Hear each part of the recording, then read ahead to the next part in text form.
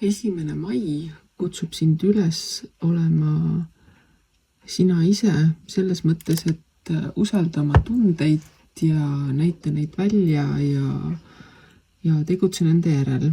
Kas oled üksinda oma mullis, mõtled oma elu üle järgi, teed plaane, unistad, ühesõnaga kõike seda, mida sa teed üksinda, tee seda täiega.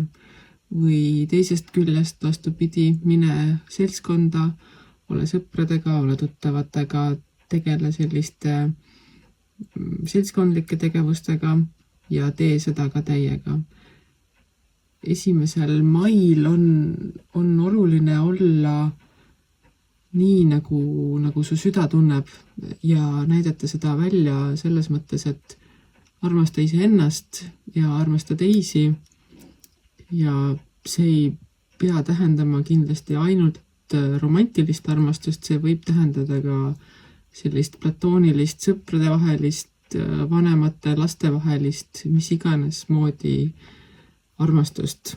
Oluline on see, et sa teed seda, mida sinu süda ütleb sulle ja oluline on see, et sa näitad seda ka välja, kas iseendale või siis sõpradele, tuttavatele, kelle iganesega sa koos parasjagu oled.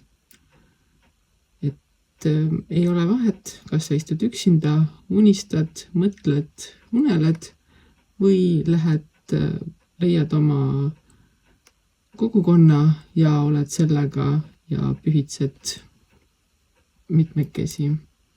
Igal juhul pühitse päeva ja tunne oma tundeid.